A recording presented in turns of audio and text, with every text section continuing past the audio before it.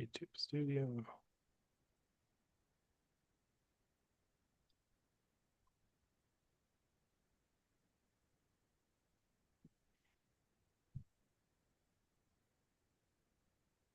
Jordan.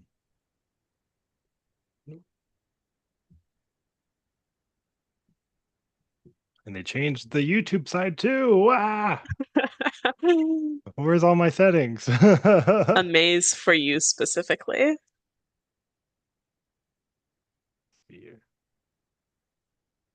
That's not what I want. Dashboard? No, I don't want that either.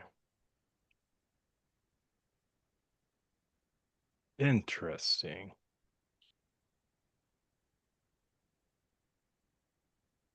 We got 10 minutes for you to figure it out.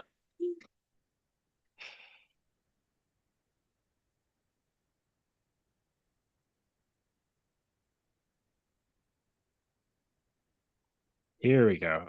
I had to exit out to something else entirely. Amazing. Mm-hmm.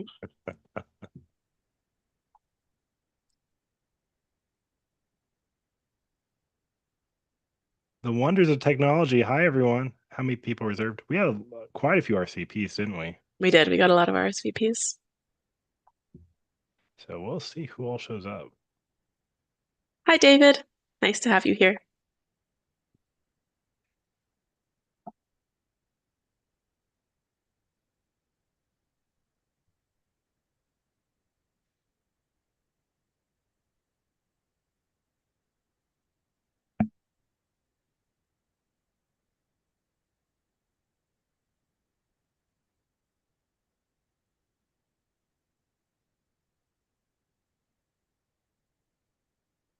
Okay.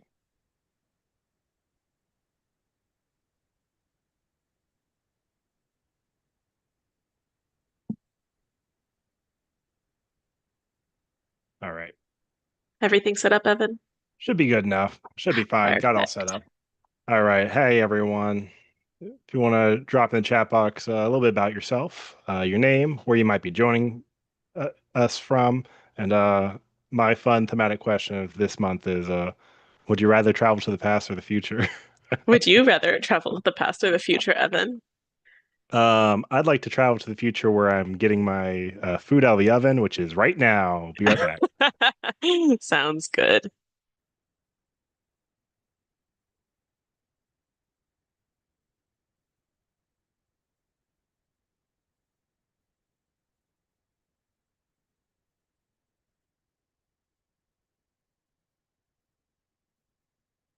Hi, Michelle from Plano, Texas.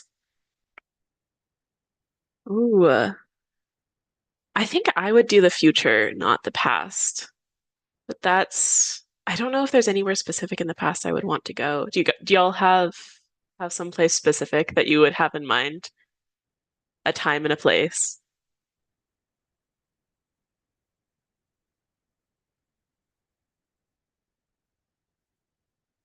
South of France, 1970, the Texas frontier. Nice.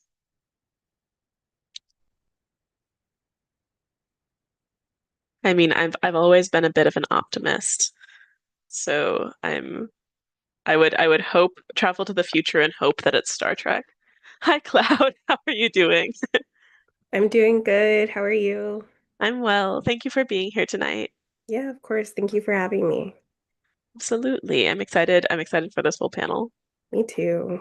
Would you travel to the past or the future? Um, that's a good question. Oh, softball question to get started.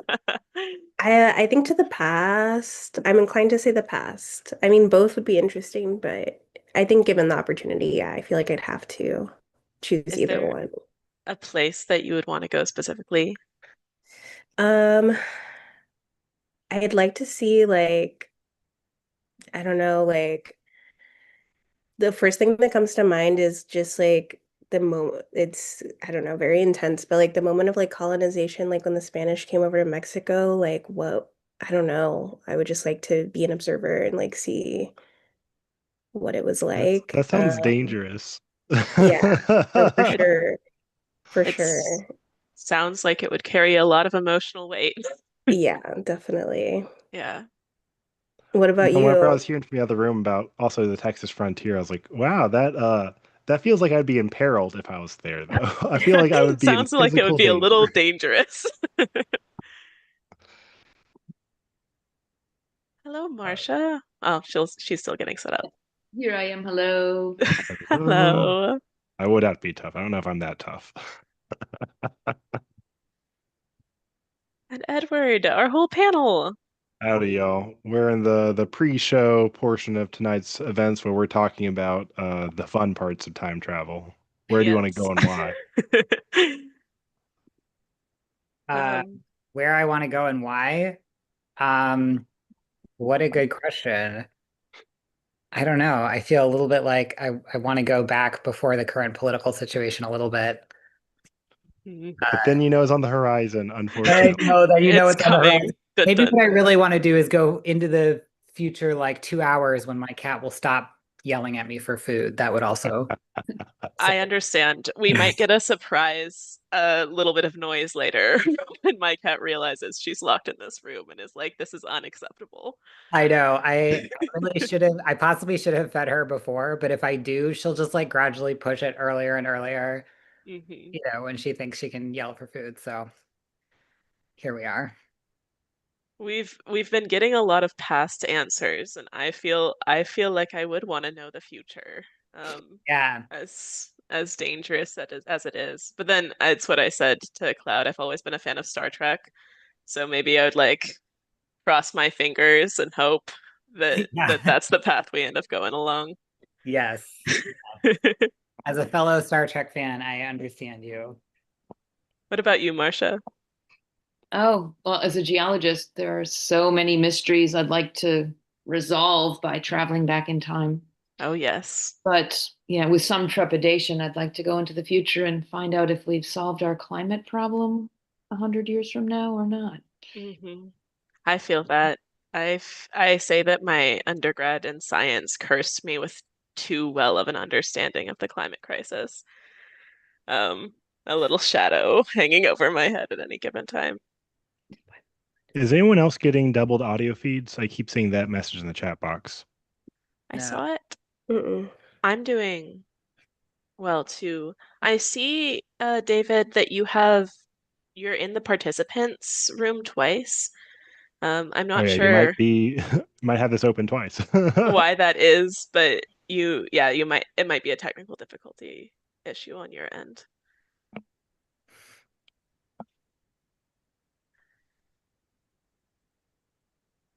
Hello. Hello. I missed some people in the chat. Hello, Mei Ling. Um, hello, Dondi, Elaine, Taylor, and Ernie. Ernie's already traveling to the future because you're right, Ernie. You solved the test. We are writers and we can go anywhere we want. That was like my full description for this panel. But what is it like to be removed from the constraints of linearity?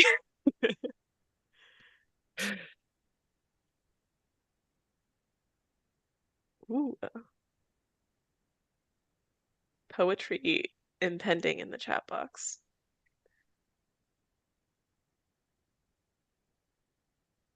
Hello, Elise. Ooh, that makes sense. A research trip from Elise to the past for writing. You know your time travel would be a tax write-off at that point. So That's true. yeah.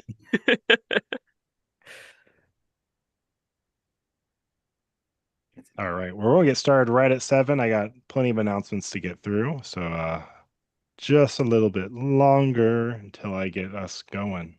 I just lost my clock.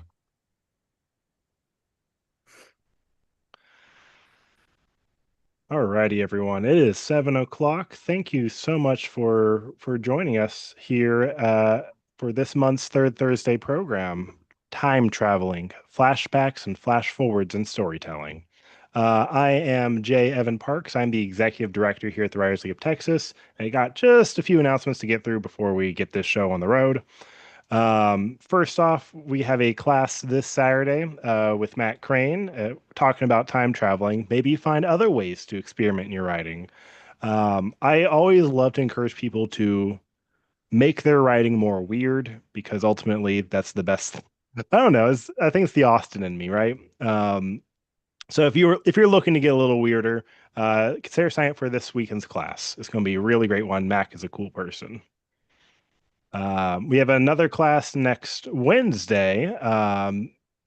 We hear questions time and time again. I know I need to have a social media platform, but I don't know how to do it. Aaron's going to walk us through what that looks like and how it may be a bit more accessible than you probably think it is. And then we also have an in-person class next Saturday. This is with former Texas poet laureate Amanda Johnston in person here in Austin, Texas. This is a class worth traveling into town for if you're outside of town because she's going to be going over poetic praise. And the class seems very focused on finding the things in your life and learning how to celebrate them and find the joy and find the awe and connecting yourself to that, which I think is something we kind of all need right now. So I'd love to see that classroom filled with happy, smiling students. So if you're able to drive into the area next Saturday from 1 to 4, please come in by. A few events outside of classes. We have Writers Happy Hour also in Austin, happening at Radio Rosewood next Monday from 6 to 10 p.m. Uh, we love doing this event. You've, if you're looking to meet with other writers, chill out, talk to other people, or not talk to other people and just write and have other people around you, you can come do that and get a coffee and or beer plus some food. This is at Radio Rosewood. This is in East Austin. So we do it every fourth Monday of the year now, and these are a lot of fun. And who knows, maybe we'll be doing more of these elsewhere soon too. In case you haven't heard, the Agents and Editors Conference is right around the corner. And we announced last month our keynote speaker, Stephen Graham Jones. We are like over the moon to have Stephen with us at this conference. Uh, I'm not going to belabor the point. This conference is going to be big. It's going to be huge, and you're going to want to be there. So check it out, especially if you have not registered yet. You want to register soon before the price jumps again on April 1st. So register now. Next month, we're doing a third Thursday on poets writing prose. We're kind of spinning the National Poetry Month on its head and being like, what if poets looked the other direction for once? And we actually have a special guest moderator, Bianca Alyssa Perez, who is a WLT board member. This is going to be a fun thing. So if you're looking for something different than what we do, I mean, we do something different every month, but it's going to be a different vibe, and it's going to be a very fun vibe. I love Bianca. This panel is packed with awesome poets. So RSVP, it's free. You're going to have a good time. And lastly, I say this every month. I want to get across that the Writers League of Texas does a lot of work day in and day out across the year to try and support Texas writers and support writers from beyond Texas through our programming, both online and in person, connecting writers to build stronger networks, connecting you with resources to better your craft, better your knowledge of business. We do all this, and it's a difficult job. And what makes it easier is either having our base behind us, you, our members, um, as well as donations, as we are a 501c3 nonprofit. And it is a difficult time in our landscape for arts-based nonprofits, especially the literary arts. So if you have it in you, if you're able to, sign up to be a member, maybe donate a few dollars in exchange for a ticket price, which we do not ask for this event. We would really appreciate it. Thank you very much. Oh, one more thing. This event we do in conjunction with Book People. It may be online, but you know what? These writers here on this panel have some really awesome books, and you know what? You can pick them up and support a independent bookstore at the same time by picking them up through our booksellers. Laura, if you could drop the link to that in the chat box, that'd be lovely. Absolutely. Um, we'll be getting that link in the chat box just a second. We have a whole special page on the Book People page of just here's all the books from these awesome panelists that you're going to be so excited to pick up once you start hearing them talk. And I'm done talking. There's that link right there in the chat box. All right, everyone. That I'm done speaking. I've lost all my words. I'm going to pass things off to the inimitable Laura Arnold to lead this conversation. Thank you very much, Evan, and thank you, Marcia and Edward and Cloud for being here. Welcome, everyone, to our March 3rd Thursday presentation, Time Traveling, Flashbacks, and Flashforwards in Fiction. I'm Laura, the Program and Member Services Manager here at the Writers League of Texas, and I'm so grateful that I get the opportunity to put together panels such as this one. We have a really exciting lineup of writers, some really interesting perspectives on time travel, and I'm excited to get into it. But before that point, let's introduce our panelists so you can get to know them a little bit better. Starting off with Marcia Bionarud. Marcia is a professor of geosciences and environmental studies at Lawrence University in Wisconsin. Her research focuses on the physics of earthquakes and mountain building, and she combines field-based studies of bedrock, geology with quantitative models of rock mechanics. She has done research in high Arctic Norway and Canada, as well as mainland Norway, Italy, New Zealand, and the Lake Superior region. A contributing writer to The New Yorker, Wired, The Wall Street Journal, and The Los Angeles Times, she is also the author of several books for popular audiences, Reading the Rocks, Geopedia, Timefulness, and Turning to Stone, Discovering the Subtle Wisdom of Rocks.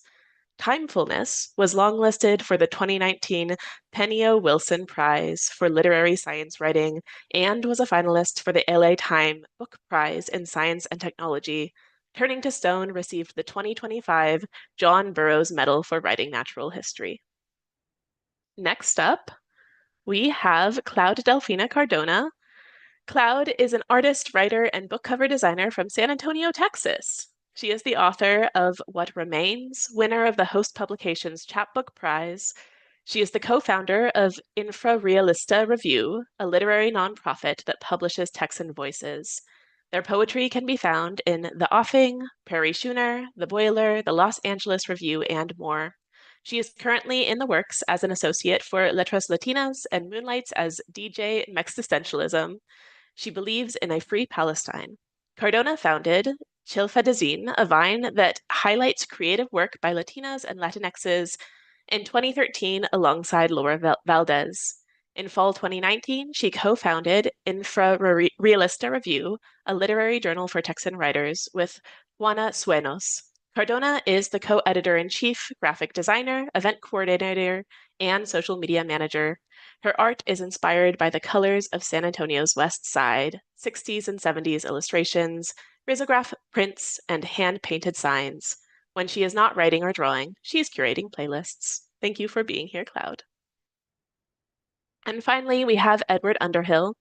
Edward grew up in the suburbs of Wisconsin, where he could not walk to anything, so he had to make up his own adventures. He studied music in college, spent several years living in very small apartments in New York, and currently resides in California with his partner and a talkative black cat. He is the author of The In-Between Bookstore, as well as the YA novels Always the Most, This Day Changes Everything, and In Case You Read This. His books have earned starred reviews, been named Indie Next and ALA Rainbow List selections, and Library Reads Top 10 picks, and has been included on numerous Best of the Year lists, including from YALSA, School Library Journal, and Booklist. Thank you for being here, Edward. I'm so excited to have all three of you here. I'm just going to jump right into it. We're going to have A bunch of fantastic questions, but before we dig in, I do want to let our audience know that we'll be answering your questions at the end of the program. So please do submit your questions to us. If you navigate to your Zoom toolbar, you'll see the Q&A section. Please drop your questions there as they come to you, and we'll discuss as many as we can later in the program. All right, to get us started, I wanted to ask each of you if you would tell me a little bit about how a nonlinear understanding of time plays a role in your work. Marcia, let's start with you. Well, as a geologist, I'm constantly traveling in my mind's eye through time. To me, geology is above all a way of seeing and thinking in 4 dimensions.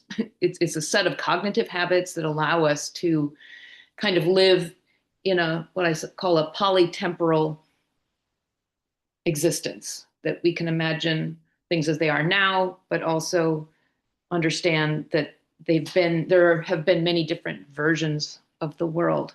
So I guess that's nonlinear, that I can go back and forth in my mind to imagining Wisconsin in the Ice Age. It's not too difficult. The land remembers that vividly. I can go back further in time to a time when we were below sea level and waves were lapping at the shores of my doorstep. So I think it's just baked into becoming a geologist, is this habit of moving back and forth in time. I love the seeing and thinking in 4 dimensions with time as the extra piece. That's beautiful. Cloud, how about you? How does nonlinear time play a role in your work? Yeah, I think as someone that, I have a Pisces stellium, which if you don't know means I have 3 or more placements in my chart that are Pisces, meaning that I think a lot about nostalgia and the past all the time. Like that is the central theme of my work is looking back to the past. Whether that's like the complications of nostalgia, the danger that comes with it, or the romance that comes with it. It's always present in that way. And that's also tied to creating these like alternative realities or futures, the longing, the yearning, the possibilities.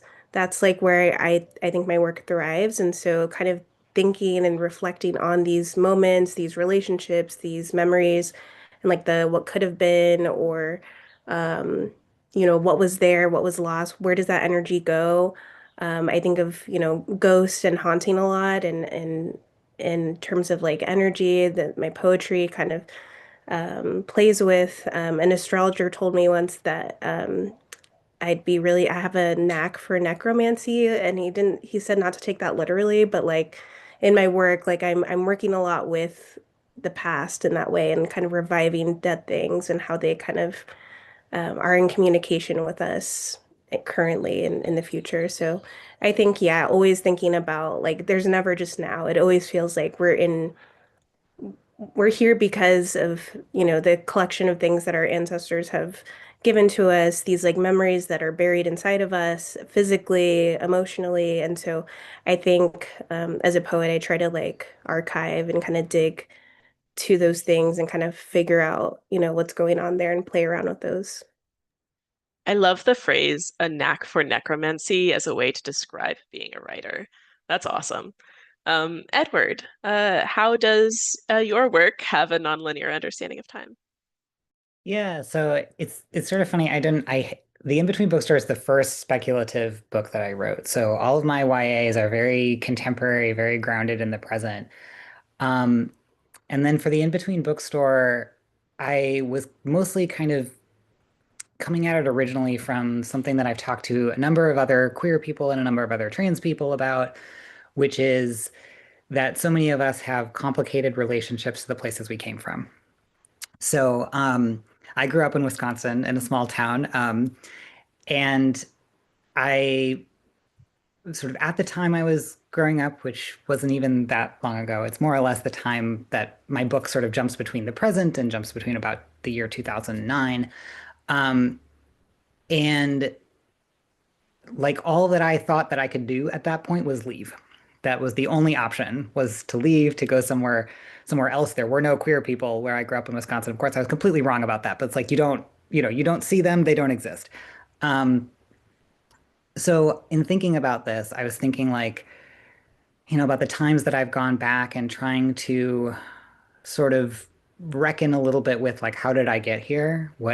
How do so many queer people have this sort of similar experience of complicated feelings about the places that we came from if we didn't come from big blue cities? And I see this very much as like, I have friends who came from big blue cities who are queer, and I have friends who didn't come from big blue cities who are queer, and they're very, very different experiences. Um, and I think also as a trans person, at least the way that I've experienced it is that you're kind of always looking backwards because you feel like you lived one past that didn't kind of entirely jive with who you are. Not everyone, I'm sure, feels that way, but that's how I felt about it. That like I was supposed to be getting this other kind of growing up experience than what I got. So then what do you do with like this piece of your past that for me it often feels like it happened to somebody else? So I think I was thinking about like, okay, how can I literally play with that? So in the premise for the In Between Bookstore, this character who's about to turn 30, speaking of astrology and giant Saturn returns, is like falling apart and goes back to his small hometown in Illinois. Um, and when he walks into the bookstore where he used to work as a teenager, he literally goes back in time and encounters his teenage self behind the register. So it's kind of this like, I think everybody's had this feeling of like, if you could talk to your younger self, what would you say? But I think it's like very, very a very loaded question for queer and trans people. So in a way, I was sort of like, wow, I could have time traveled anywhere, and I chose to go back to high school. Um, but I think like I was really coming at it through the story that I wanted to tell. And then my next book that's coming out in May also kind of plays with elements of time too. And I think it sort of made me realize that I think like you, Cloud, I have some interest in like, ghosts that kind of follow us and shape who we become. And there's a little bit of some of that in both books. But yeah, I think it was really coming at it through the story I wanted to tell and the themes that I wanted to explore. And then the time travel just kind of made sense as very much like a mechanical thing that I could use to explore that. Yeah, I want to build off of that answer with my next question, which is what are the limitations of writing in linear time? Um, what do we miss by telling or thinking about stories or writing in this way? Um, what do you think, Edward? Yeah, I mean, I think that in some ways it's like a comfortable thing to be on a completely linear path because it all makes sense to us. Um, but where the limitation of that is is that you don't have time to go back and really think about how you got to where you are now. And in fact, I think like that's such an opportunity for growth, both for us as writers, but also for our characters.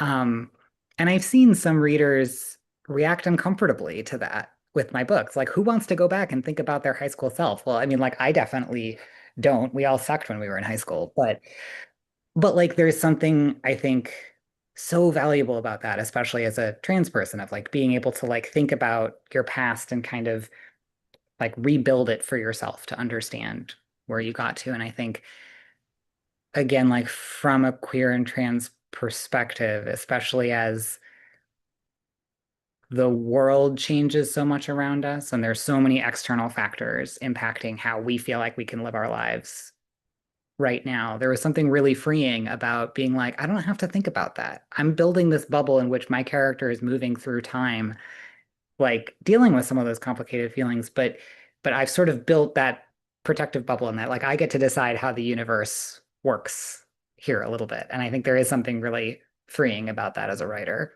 A little bit of power. Yeah. Makes sense. Yeah. What about you, Marcia? What are the limitations of linear time in telling stories or writing or thinking? Well, I mean, as I think humans experience time very non-linearly. I mean, we're moving through our day, but in our heads, we're all over the place in our past, in our future. in imagined pasts we wish we could have had. So I think that it's a very human experience of time. It's just very hard to pull it off effectively on the page. And again, I mean, writing as a science writer, what I'm trying to help people do is um, remove themselves from presentism and what I sometimes call the narcissistic now, and give legitimacy to times that are past. Just because they're in the past doesn't mean they're any less real. Those worlds were very real to the organisms that occupied the earth in the past. And so I try to kind of keep coming back to the touch point of now and what we're familiar with, but give this sense of how we got to be where we are in much the same way that Edward was saying for an individual human life. For me, the thing that really attracted me to the geosciences, I didn't think of myself as a science type when I entered college and took a geology class mainly to get rid of the science requirement. I thought I might go into linguistics or something because I loved word etymologies. I don't think I really understood what linguistics was as a first year student in college, but I loved word origins. And when I went into geology, I realized it was the etymology of everything. It explained how things came to be the way they are. And so, it was just constant epiphanies, like, oh my gosh, that's why that hill is there. That's why this rock is here. So, yeah, I think that it's quite natural to be bouncing back and forth, both as humans and in telling geological stories that can be complicated. We need the familiar present as the portal into a deeper past. I'm obsessed with the phrase the narcissistic now. Very much how we are existing, but we can't experience it any other way. What about you, Cloud? What are the limitations of linear time in your writing Yeah, or in writing? I also wrote down the narcissistic now, because I love alliteration and I'm like, yeah, that sums it up. And like I was thinking too, like as Edward was talking about like just like queerness and the past, and I think um I was remembering a line from the James Baldwin documentary, which I don't have verbatim, but he mentions how it's like very American to not want to look at the past and to always just be like, let's not, it's very like patriarchal in that way too. It's like there's no time for like reflection on like anything, on all of the wrongdoings, right? They don't want to, I mean, we see it, all the time now. It's like, no, we're not going to acknowledge this. We're not going to talk about this. We're just going to move on to the future. They need to get over that. And so I think it is very, um, like, yeah, like, um, in the like colonizers' mindset to just disregard the past and to just think of the now and the future, but not even the future in a way that's like real or like considerate of the world. Obviously, we see that now with like how we're treating the earth and like the climate and I think too with queerness as well, it's like always thinking about possibility and expansion and thinking outside of the linear kind of model. So I think it just like I think it opens up so many possibilities when you know, write outside of like a linear kind of story or always writing in the now. Yeah, I love that. Um, I wanted to ask for each of you, um, but starting with you, Cloud, when you were writing The Past is a Jean Jacket, were there stories that were inspiring you in the way that they interacted with time and that style of thing, that affected the way you were writing? Um, That's a really good question. I think a lot of my poetry is very personal, and I really try to capture the stories I think around me, the textures and the sounds. As you can maybe hear right now, the ice cream truck that's like coming down my block. Things like that. So I think like I don't know if there was like a particular book or like author I was like gravitating towards, but more so I think talking to my relatives, talking to my tias and hearing about their stories, their memories. And I think a running theme of The Past is the Jean Jacket is kind of inventing these ancestors or these like alternative paths as well. Um, I had an uncle who I never met, or I met him when I was like an infant, and he passed away like a few months after I was born. And he died due to complications from AIDS, and he was the only like queer elder I could have had. And so, kind of thinking about like what could have what our relationship could have looked like if he was alive, or my great grandmother. You know, you hear like things about your relatives that have passed away that you didn't know about, or ancestors, and you only hear like the things from the people in your life and their perspectives, but you don't really know what they were like, you know, if you had met them one on one. And so just thinking about those possibilities was really present for me, and kind of inventing like what that could have looked like, and other like ancestors that I don't know if they were real, but I wanted to kind of invent like these queer relatives like in Mexico or further back that I could relate to in that way. And so I think a lot of just like kind of oral storytelling really inspired like The Past was the Jean Jacket. I love that. And I love the kind of interpersonal way that you interpreted that question as well, the envisioning alternate futures. What about you, Edward? Were there models that you looked to in writing your own book that handles time in interesting ways? Yeah, it's funny. I feel like for the in-between bookstore, I was very much just wrapped up in like the actual logistics of time travel. So I did a bunch of We'll get to that too, don't you worry. But looking into the more scientific, because like once you start having a story where a character is traveling back to their own past, you get into the Back to the Future problem, right? Of like, can someone change their own future? And if so, what does that look like? And then once I've created this loop, how do I get out of it? Um, so I think like I was mostly thinking about those types of logistical stories. And then everything else was really I was looking very inward, and I was thinking about what my own experience growing up was like. But for my next book, The House of Now and Then, I think I was thinking a lot about this book that it's actually sort of a photography essay book called To Survive on This Shore. And it is entirely photography. It's a beautiful book. It's like a big coffee table book. And it's about it's photos and essays by trans elders entirely. I think they had to be like over the age of 50 or something, and in my 30s I felt like a trans elder because there's like so few people out there, right? And so like um reading that book made me think so much about this feeling that I do sometimes feel like I am very present focused all the time because I have my own sort of biological family, but I didn't know anyone else who was queer growing up. I didn't have any family members, far as I knew, who were queer growing up. And so thinking about that and then thinking about how many people we lost during the height of AIDS, I was like, okay, that feels like a giant hole right there in terms of where I can connect myself back to. And then that in its own way was making me think about the future and feeling like I have no idea how to age. I have no idea how to get older as a queer person. I don't know what that looks like. I have no models for it.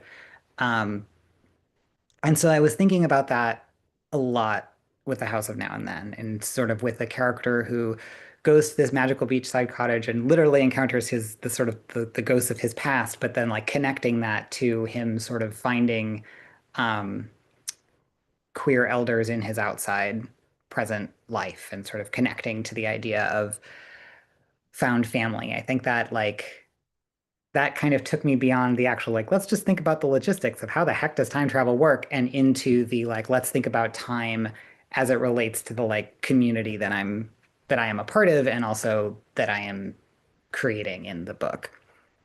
I love getting book recs during these panels. I mean, I make the questions. Highly recommend So it. It is a beautiful book. The pictures are gorgeous. The essays are lovely. It's to such a survive on this shore. vibe on this shore. Yeah. Perfect. What about you, Marcia? Any books that you looked to when you were writing Timefulness or The Subtle Wisdom of the Rocks? Well, I think all of us geologists who try to write for popular audiences owe a debt to the great John McPhee, who is himself is not a geologist, although he's an honorary fellow of the Geological Society of America, in recognition of his bringing geology to the public and reminding geologists of the sort of deep philosophical and poetic aspects of our field.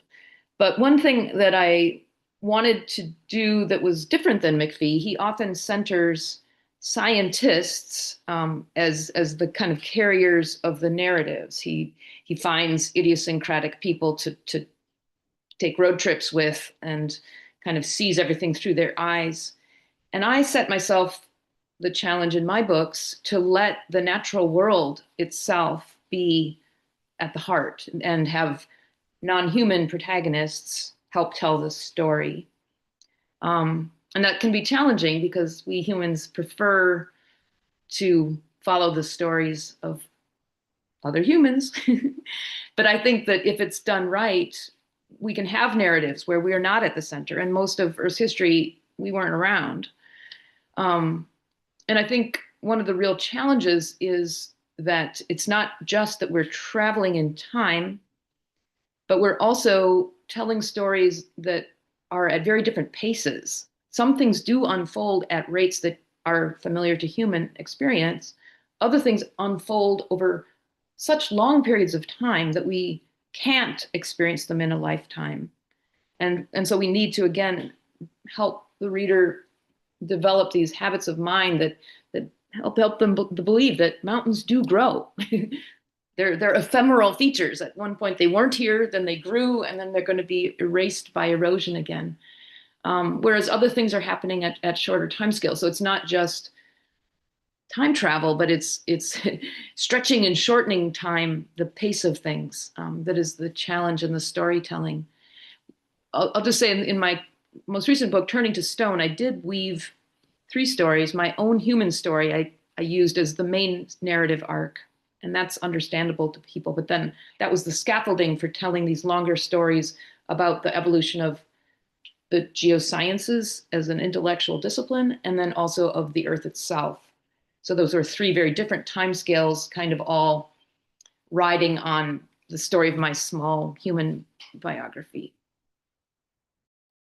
I thank you for the rec. Check out John McPhee, people.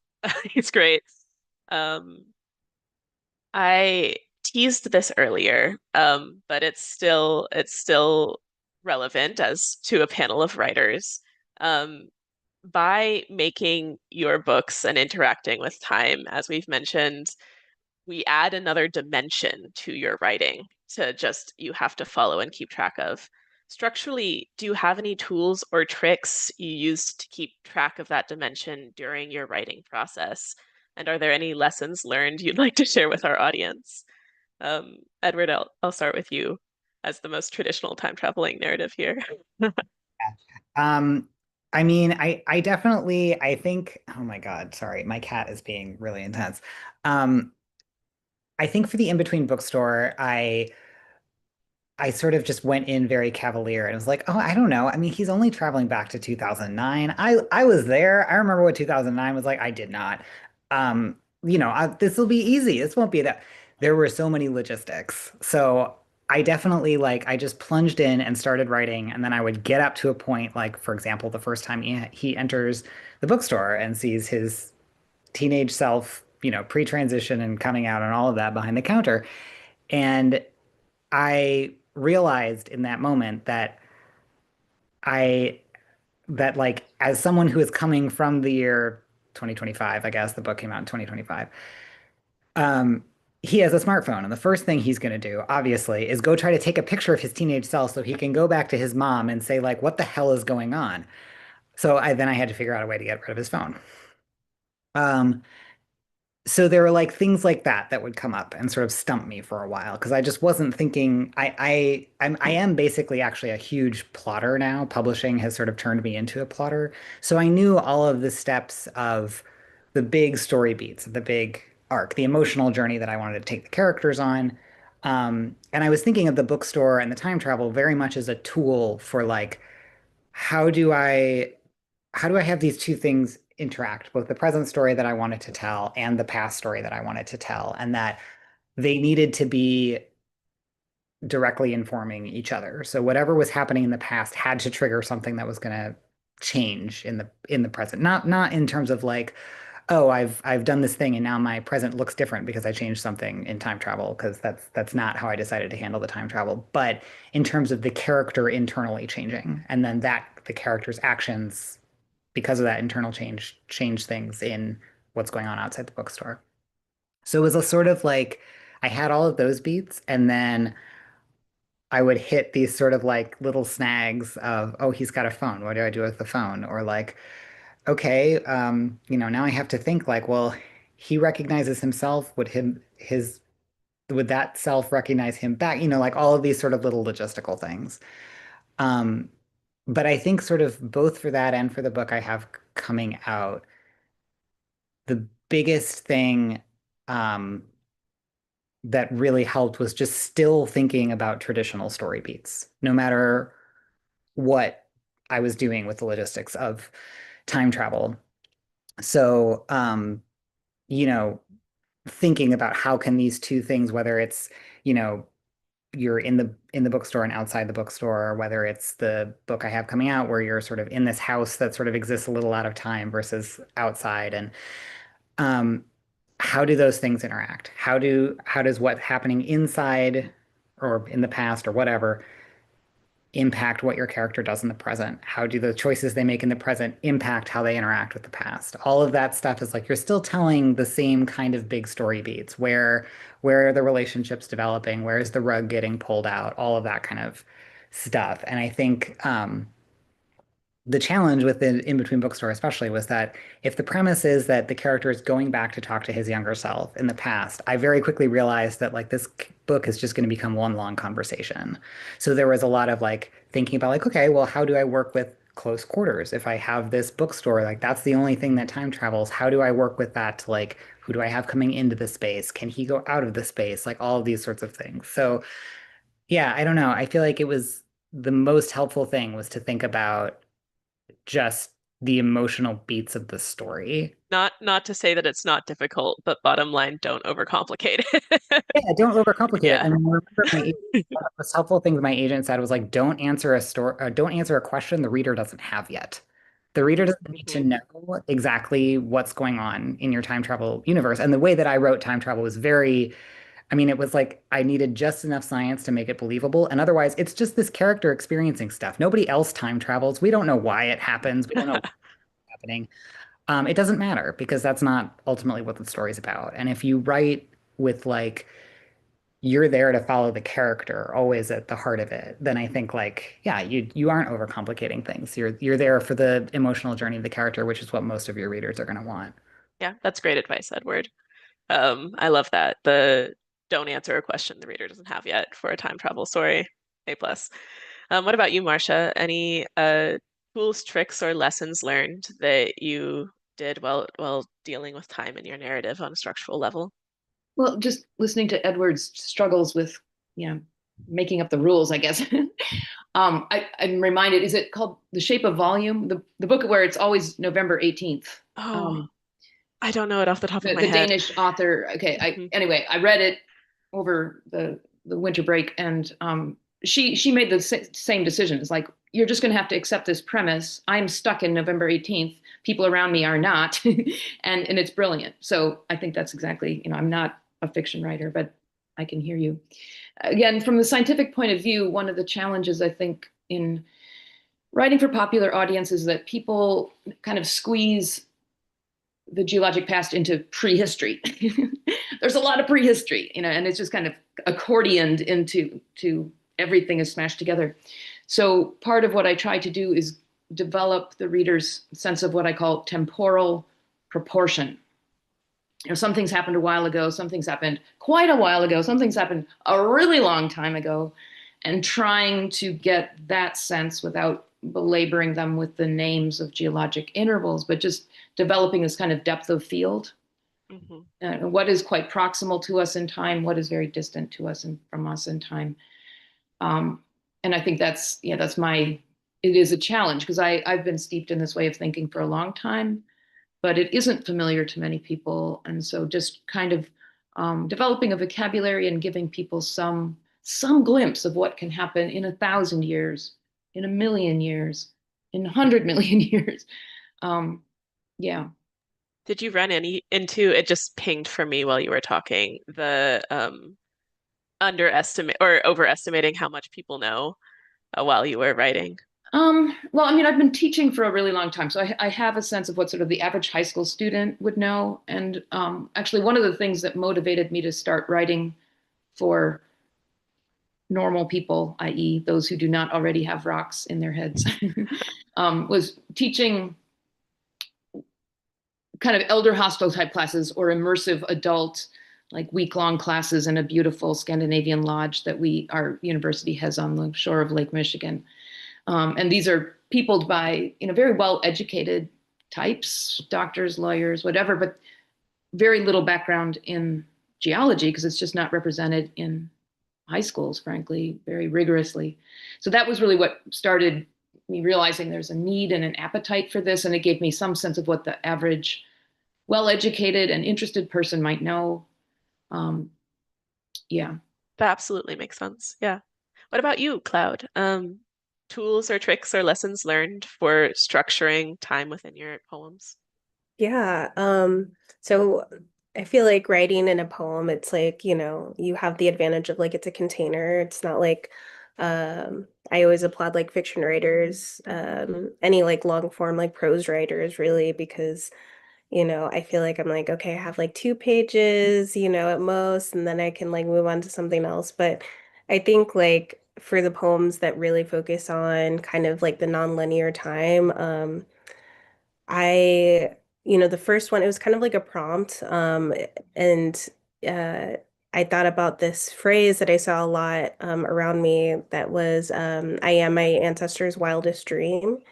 And I kind of questioned that because I'm like, well, I don't know. I think like I don't know what my ancestors were really dreaming for me, and just thinking of at least my like parents and like um I had growing up in a traditional like Mexican American Catholic household, like queerness probably is not part of that dream. And so thinking back to like, okay, well, if I had like ancestors that maybe I connected to more, what would their lives look like and what would they like dream of potentially? And so kind of working off of that framework.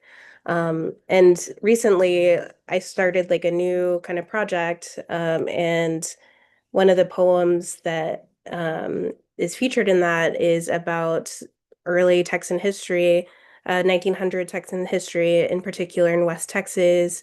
So looking at Porvenir in particular and the massacre that happened there. And so basically, I start the poem from a place of repetition, going from like before I did this, and so using my personal experiences of like before Clint showed me this one song in high school before my Thea sold her house on the west side, before my mom found out that her favorite perfume is Paloma Picasso. So kind of listing and connecting myself to that moment and my family and my lineage and just like the current back to the moment of Porvenir, even though I have no kind of one-to-one relationship with the massacre. It's still such a big part of like Texas and our history and um, Mexican history and so kind of through this repetition, leading back to this moment of the massacre, staying there, and then after that, going into the after the massacre and what happened. Um, in the aftermath immediately with those families. And so just kind of based on my research, like reading about the testimonies and the things that these people went through as a kind of way to frame my experiences in connection to this kind of historical moment. So there's different ways to do it. And I think it's like even if you're not inclined to write about time in that way. It's just like a good kind of prompt or practice as a poet to kind of write about something like that in a nonlinear sense. It's a cool poem. Thank you. Um, One of the things which I'm sure our audience has gathered at this point in time that I was really excited about when I was putting together this panel is the fact that we are repping very different versions of nonlinearity and time travel, even down to the genre that y'all are writing in. Because we have a poet and we have a fiction writer and we have a nonfiction writer. So honing in on those things, I'm going to ask some genre specific questions and then go back to the group. Um, so starting us off, Marcia, when you're talking about the past and about geology specifically, you're working on a whole different scale. Um, what differences, if any, did you find when you were juxtaposing that time scale on writing your personal flashbacks, on the personal versus the scientific level? Well, I mean, I am a scientist, and so I had to shake my scientific writing habits of never anthropomorphizing natural things, um, and allowing myself to use metaphor in science. Words need to mean exactly what they do mean, no ambiguities. And an average reader is not going to plow through a very sterile account. And so I had to kind of just unshackle myself from all of that scientific writing training and allow myself to write poetically and expansively, and sometimes using anthropomorphization, which is usually a taboo in science, to try to draw people into the perspective of ancient versions of the world or of the earth itself. And actually now I prefer to write this way. It's hard for me to go back and put the straitjacket back on and, just write in this very literal way that we must write in science. So, yeah, I hope that answers the question. It does. That's interesting. Um, Cloud, what about you? Can you talk a little bit about the ways you establish time and place in your poetry? And I mean, you did this a little bit last question, but digging more into like how that differs from prose writing. Yeah. I think like I mentioned, you only have so much space. I mean, poem can be as long as you want, but I feel like, the poems that I write are, typically 2 to 3 pages, if that. And so just thinking about the space there, like the details in particular. I think too, something that I've been thinking about a lot is like when writing about the past and especially history, um, you know, I don't want to make it sound like super didactic, but I also don't think that's a necessarily bad thing, when it's like parts of history that maybe people don't know about. Um, and so really honing in on like particular details um, of these moments in time and place, like so the textures that kind of are part of this space, or I'm very like detail oriented in my writing, and so I'm thinking a lot about the senses and thinking about like the sounds, the colors, the what the sky looked like, things like that, as a way to establish like some sort of grounding for the audience. Like I think every poem has to have like an entryway into whatever moment you're creating. And so to have that so that people can like have something tangible to kind of point to kind of enter before you go into the emotional kind of complexity of the moment, felt very important to me to establish in the poems I was creating.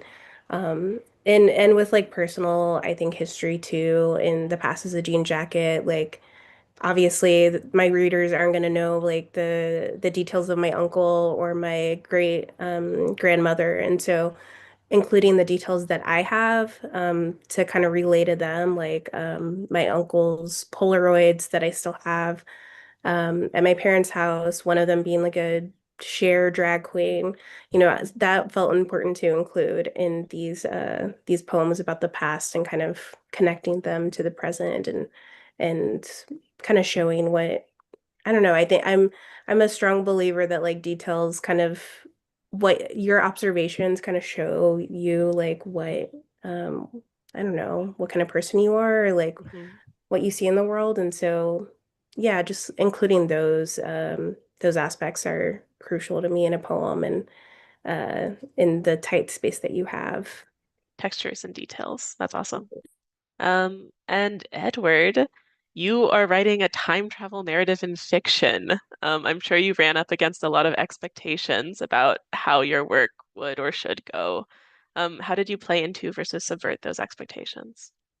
Um, yeah, it's really funny that I think actually with this book, the sort of biggest expectation because of what I had written before, that people had was they thought the romantic relationship was going to go a different direction than it did.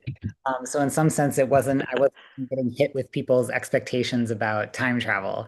But I think that when you're writing about time travel, everybody is going to have certain narrative touch points, like Back to the Future or something. And so I knew that I was going to have to wrestle with whether I was following a sort of familiar path or whether I was trying to subvert it. And I feel like I can't totally say what I did because it's a giant spoiler for the book if anybody wants to read it. Um, but I think like I always approached the story as like it's not fundamentally about the time travel, and it's not even fundamentally about what would you tell your younger self, if you could go back in time. I mean, it sort of is. That's the hook, right? That's like what the character thinks it's going to be. Um, but it's really mostly a story about a friendship that fell apart. And it's a story about this character's, going back home and having to sort of wrestle with who he was and what his direction in life became and coming out as queer and all of this stuff. And then he basically, I don't think it's a spoiler to say this because it happens quite fast in the book. He goes back and finds that his former best friend, Michael, still lives in this small town. And then he finds out pretty quickly that Michael is gay and he never knew that. And so, like, a big thing that I wanted to deal with in the book was sort of, it is a book that uses time travel to actually think about the damages that queer people can do to themselves and to each other when we internalize too much an outside narrative of how our life is supposed to go. So me growing up and internalizing this, like, well, the only thing you can do is leave. And then in a sense, that's what this character internalizes too. And then he goes back home and discovers that some people didn't leave and some people are living an entirely different life that he didn't even think about. And then what do you do with that? And sort of, so that there's like the time travel is sort of there to aid him in a way, like unraveling an emotional mystery of Hmm. what happened with, like, why did I fall apart with my best friend? What really went wrong? How did we sort of miss seeing each other in ways that we needed to see each other? Um, and I kind of let that dictate the story and dictate what I needed the time travel to do, dictate how the romance went or didn't go. A good, yeah. Yeah, so like I think in some ways I was always approaching the story with like I've gotten this question a lot about like, well, but weren't people worried about the time travel? Like, didn't people have expectations about the time travel? And I was sort of like, I have no idea. Like I was going into this book with like, I want to tell this story about how this friendship fell apart, and I'm just going to do it by actually being able to have my character go back and forth in time. And like, what does it mean to see what you were like in high school when you understand so much more about yourself now? Yeah. I don't think it's a spoiler to say that's largely horrifying, but like, it's like it's about trying to be kind to your younger self and to sort of the ways that people are messy. And so it was kind of using time travel to be like, how can I uncover the ways that people are messy and kind of tried to build sympathy for it. A good reminder to write the story that you're going to write and put all expectations aside. Thank you, Edward. Um, in many ways, each of your works is preoccupied by the past in some way. Will you talk a little bit about how you engage with thinking about the future in your works as well, even if it's not as simple as flashing to a single point in time and writing out a scene? Cloud? Yeah, I love that. Because yeah, my work is so like wrapped up in the past. And I think a large part of why like my writing philosophy is that I write because I want to like archive like for myself like on a personal level, but also like the stories that are around me, the people around me, my friendships, my relationships, my family. I want to like archive all of those like memories and details in my poetry, to function as like a way for, the future to reference and whatever that looks like. I think when I was writing The Past is a Jean Jacket, I wrote it with the intention of like, this is the book that I never had as like a teenager that I wish I had. And I hope that like it reaches someone in the future that feels similar to me, feels like an outsider, uh, just wants to like connect to something in a way. And so even though my writing doesn't necessarily like flash forward, I don't think. I think largely where I kind of come from in my writing, my philosophy is writing towards that future, towards the possibility of there other being other books like mine, from like outsider kind of Chicana queer perspectives that I just didn't kind of grow up around. So yeah, like I try to treat my writing as like an archive basically for the future. An archive for the future. That's beautiful. What about you, Edward? Yeah, I'm sort of realizing again, I don't think I did this on purpose, but sort of both the In-Between Bookstore and the book that is coming out in May kind of have a similar like both characters are trying to make sense of things in their past that brought them to the current moment. And I think like what I always love in stories is I think I've never gravitated towards stories where everything is completely wrapped up in a neat bow.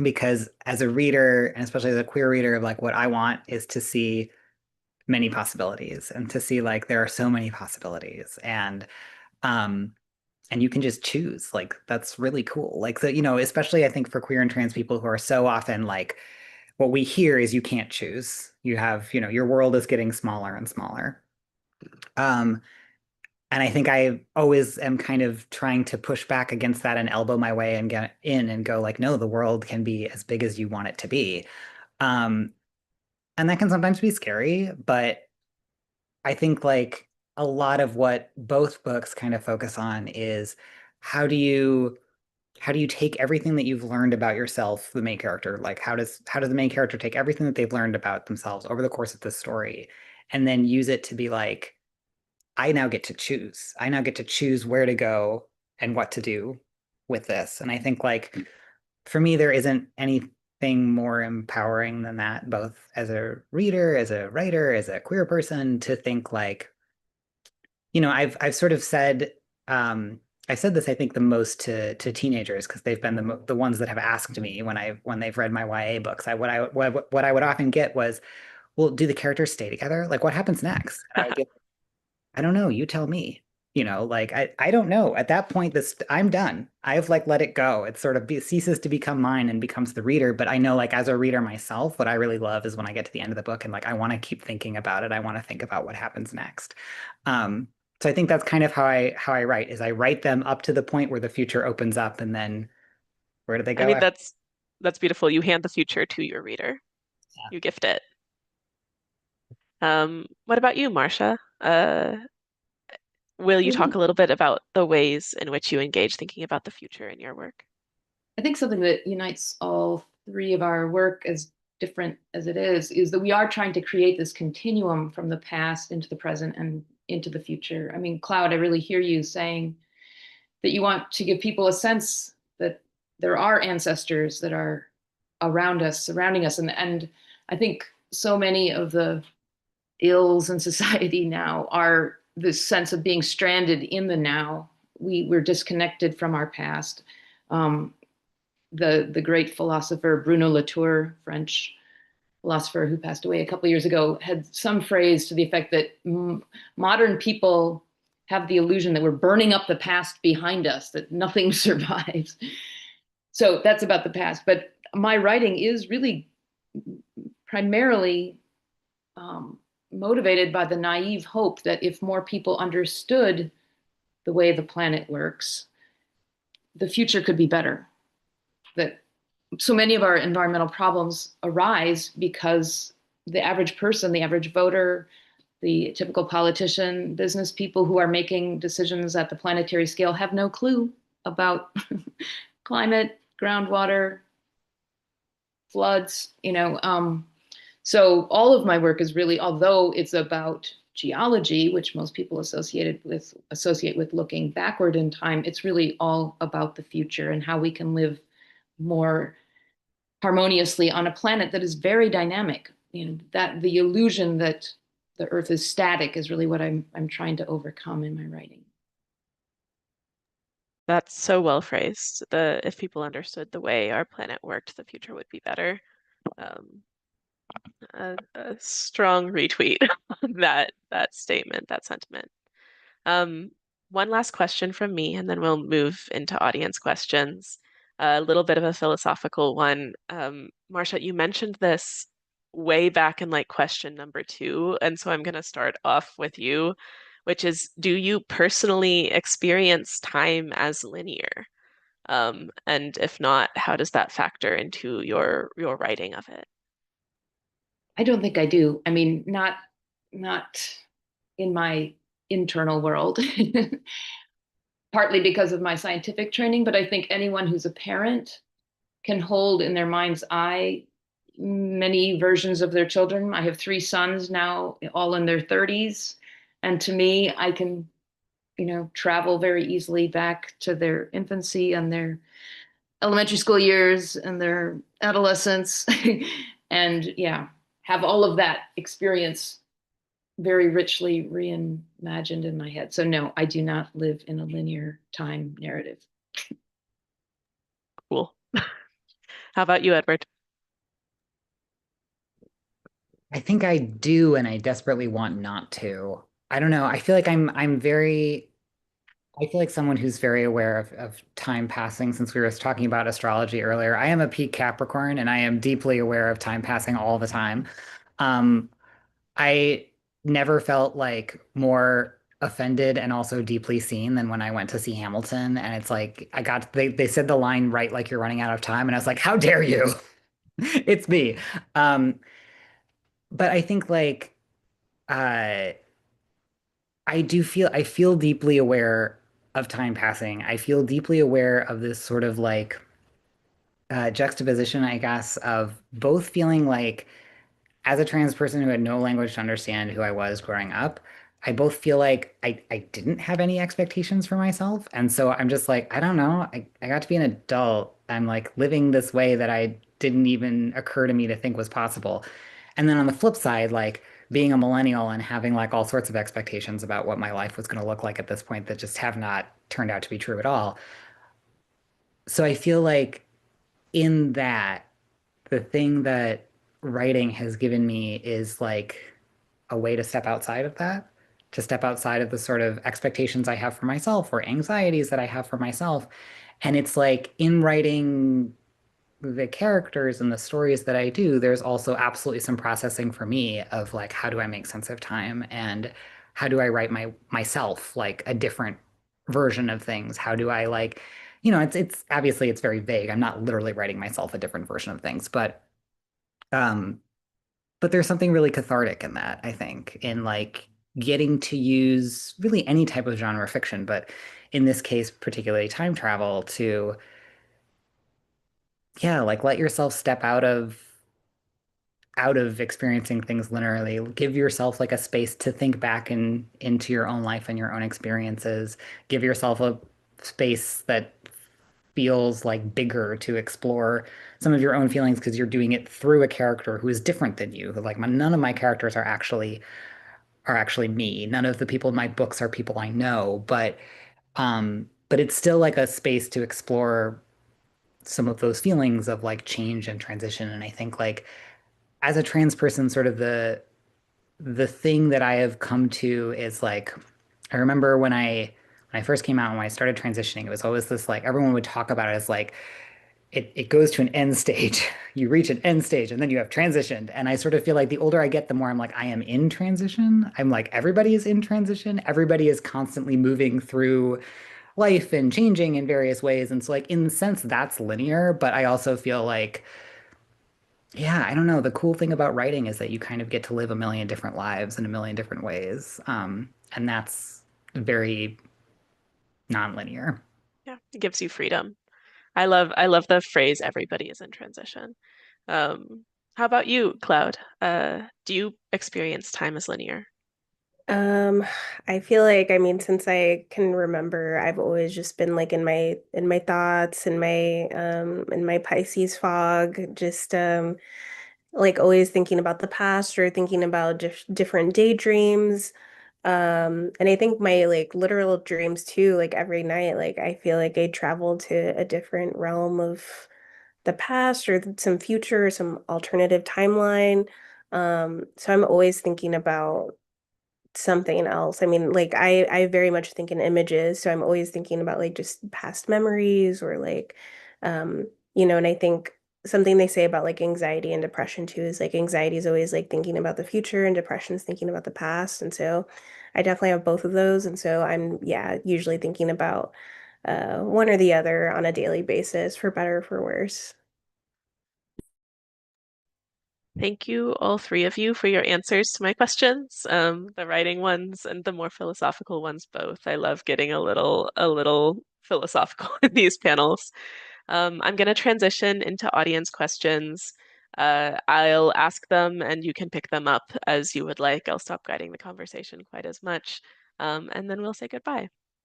So the first audience question is, for writers who hop between decades in a character's life, what's your strategy for deciding when to move forward, when to rewind, and when to keep readers anchored? And this is from Mei Ling. I can start because my book is absolutely definitely doing this. My main character, Darby, is about to turn 30 in sort of the present timeline, and he's constantly hopping back to basically his high school years when he goes to visit his teenage self. And this is, it's he's not actually there are sort of two Darbys in the past. There are, the current Darby who has time traveled back, and then the actual teenage version. But I think again, the biggest thing that I always thinking about is at first you have a little bit of the logistic setup you have to do. So he walks by the bookstore. He thinks he sees someone who looks like himself in the window. Like, what? This is weird. So he decides to go in the next day. This can't, I'm just going in so that I can make sure that, whatever I saw last night was weird. And then he starts realizing there's somebody who looks just like him in the bookstore. So there's at first a little bit of like your character just solving the problem. Um, but after that, in terms of deciding when to flip back and forth, and I do have like a couple of moments where my main character is sort of filling you as the reader in on what happened between the this high school moment and where he is currently. And it's sort of getting into like how did he get here? What did he do in between? And I think for all of those things, for me at least, ultimately it has to connect to whatever your character's I always hesitate to use the term central wound is a little bit because it sounds so intense to me. And it's not always like exactly that intense. But um, you know, I have basically like sort of in the in-between bookstore, this character's going back to their small hometown, and was sort of thinking like, well, this is like pulling the rug out from under. And this is somebody who like thought their life was going to go one direction. It's not going that direction. Um, so he's feeling very unmoored. So how can I use that feeling? So like there's some time where he's like scrolling back through his Instagram posts is just like trying to remember when his life felt better. How can you use that to then like jump back into something in the past? But I feel like what makes it work ultimately is that it has to come from something the character is feeling really deeply in that moment and something that is going to move the story forward. Is there a conflict that they're facing in the present that then sort of to have insight into this and to more deeply understand why this character is feeling this way, we have to hop back into the past and talk about something there. Um, So using conflict as a kind of framework yeah, to keep the right. story And anchored. Yeah. whether it's external or internal, because sometimes there's external conflict, something happens and that makes the character think about something in the past. But sometimes it's internal too. And I think like that's more powerful than a lot of people realize is thinking about what are your character's internal conflicts about what's going on in their life right now and how can you use that to drive the flashbacks and to sort of put both stories in motion simultaneously. Yeah. Yeah. What about you, Marcia or Cloud? And obviously I don't have characters in the same sense. But in my book, Turning to Stone, it's structured around rocks that I was either living on or obsessed with in my work throughout my life. And the first chapter is about the sandstones of Wisconsin. And um, I start with my experience of running to catch the school bus as an 8-year-old child down our sandy driveway and getting on the bus and realizing I have sand in my socks. And then using that as a portal to thinking, where did all this sand come from? Why are these sandstones here? What relationship do they have with the people in the community? They're a wonderful aquifer for groundwater, but that is also easily contaminated. So using physical rocks as really the primary, again, portals into both my own story, but also this deeper story of places and time. And I hope that having my human narrative links all of these things for the reader and makes there some sense of momentum. But there's a lot of science then hanging off that, and occasionally return back to my own experience of interacting with these physical objects.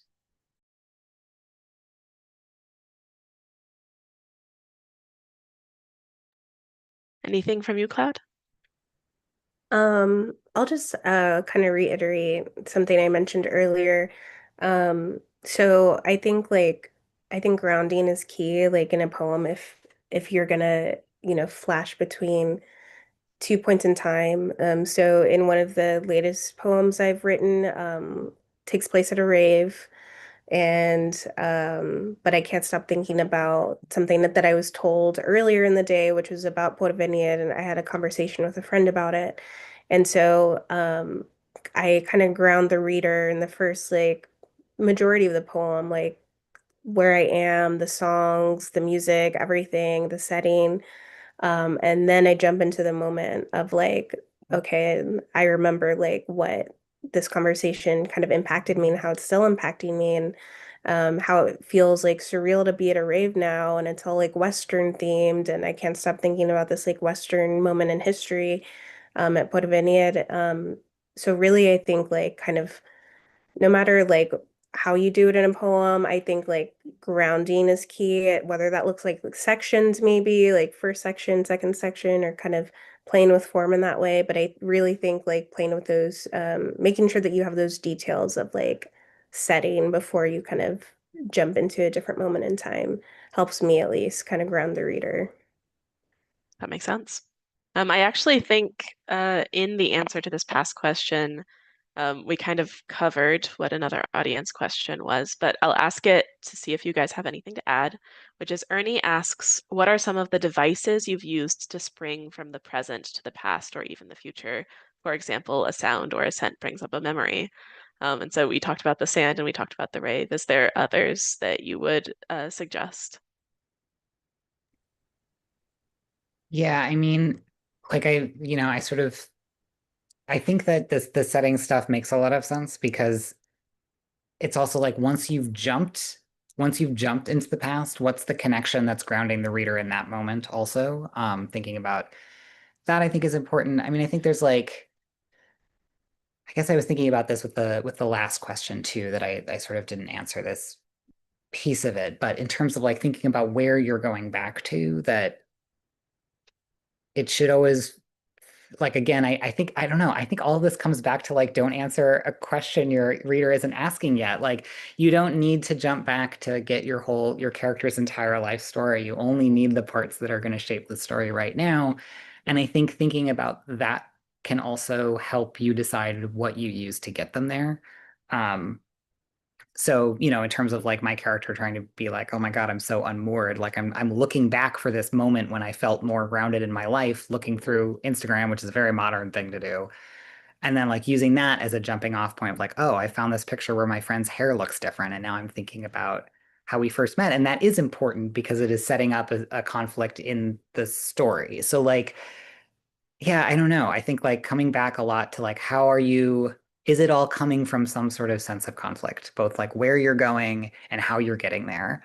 Um, and then using whatever that conflict is to drive which scenes you're choosing and what sort of is causing the leap, whether it's a sense memory or it's, you know, just a weird sense of deja vu because you've driven down this street before, whatever.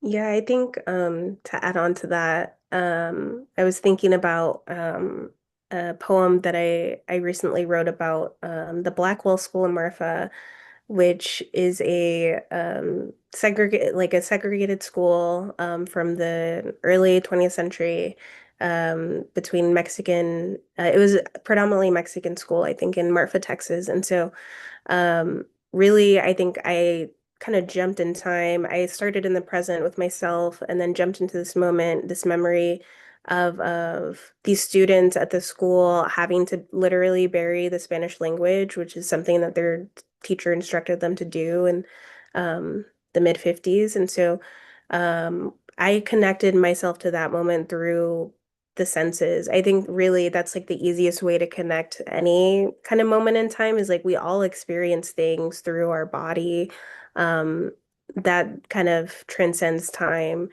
The details vary, but I think really you can easily kind of change in that moment, like connect yourself to that moment through, um, something that you smelled or something that you touched or what the weather felt like that day, things like that.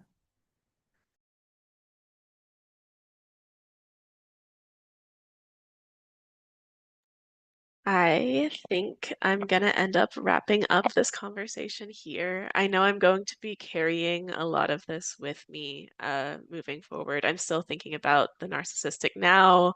I'm still thinking about the ways in which like writing the past is like necromancy and which it's like being able to grab power.